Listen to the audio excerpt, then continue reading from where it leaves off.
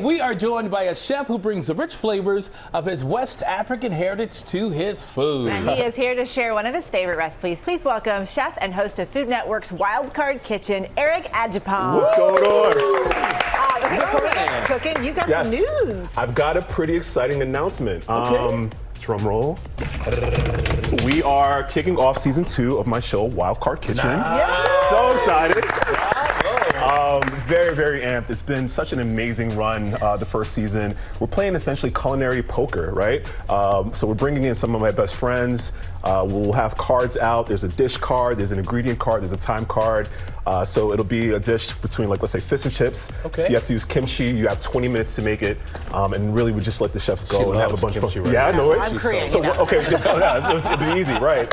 So yeah, season 2 gets kicked off. We start filming in August, and I'm just so excited. Good luck. Yeah, congratulations. Thank you So so what much. are we making today? Put us to work. So we're making a little bit of a Chesapeake crab cake right here. Very simple. I moved to Maryland recently, and I just absolutely been in love with the seafood there. Crab cakes is like the king, right? Yeah. When it comes to Maryland, right? So we have essentially our setup right here. So beautiful lump crab. What we're gonna do is actually go ahead and pour in some of our mayonnaise base, right? And make sure all that in there. It's a good amount. I didn't realize there was mayonnaise in crab cakes. There's mayonnaise in crab cakes, right? We'll put a little bit of egg in there just to kind of help bind.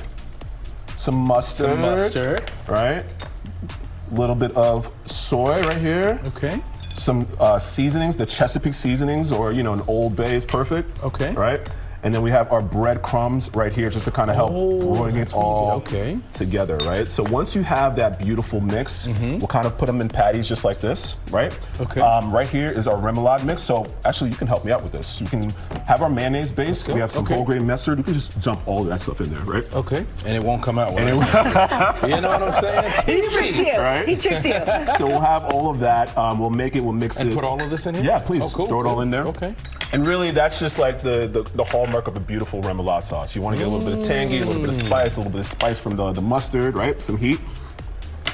Excellent. And where does this recipe come from? Is it a family recipe or something you just cooked It's up? an Eric recipe, honestly. I can't take full credit, though. Like, Maryland crab cakes are obviously an iconic food, right? So I'm really just taking the essentials, the spirit of it all. But you adding a definitely little put bit your spin on it. Yeah, 100%. We put a little bit of paprika, almost like a little peri-peri remoulade that we're making, right? Beautiful. Wow. It's Pretty. really nice. So we'll take our crab, and then we'll do a very standard 3-step breading mixture. I'll use one hand to kind of get the dry going. Oh, you're Another supposed one. to use 2 hands? I do, yes.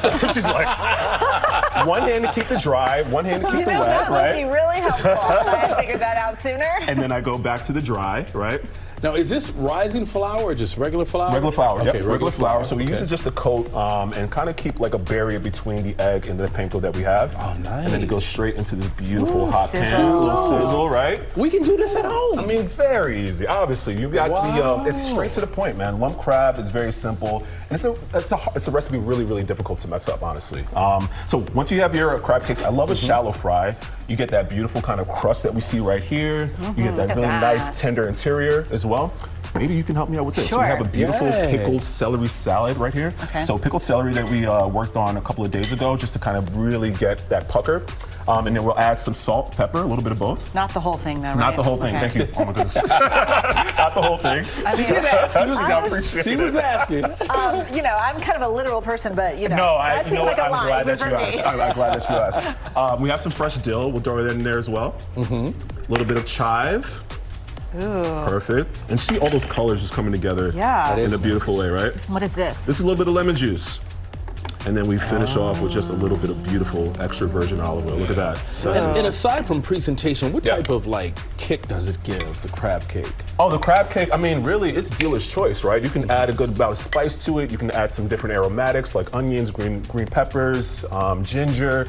It really is a dealer's choice. But I like a nice very smell. simple, smells straight through crab cake. I love the butteriness, I love the sweetness from the crab, and I want that to stand out as much as possible. And how long do we cook this? So I'd say before we about flip 3 it? minutes about on each side, Okay. especially on a medium-high heat. You want to shallow fry it. You don't want to go too high with the oil and kind of submerge everything. Okay. And then we have our beautiful mix right here. So we have the... I'm trying to push the chef out the way. I'm trying to get to the plate. I'm like, bro. Excuse me, you're in the way of my plate. Eric, get with it. You keep talking about I see you, man. Beautiful crab cake right here. Let's go ahead and plate that up. Enjoy, enjoy. By the way, the celery, good source of hydration. There you go, right? It's actually really Just I love how she just popped in. Just pop Wait, in. DeMarco, what is rising flour? Rising flour is actually a really good question. It's flour that's has a little bit of like chemical agents, right, to kind of help rise. So you use it for like biscuits or pancakes and stuff like that, but not for Let this. him know I know. Yeah. He was on it. It was good. You're trying to test me out. This is amazing. Appreciate it, of course, man. Thank you guys so of much. course. And for the recipe today, go to goodmorningamerica.com/food or scan that QR code right there on your screen. He knows what he's doing, folks.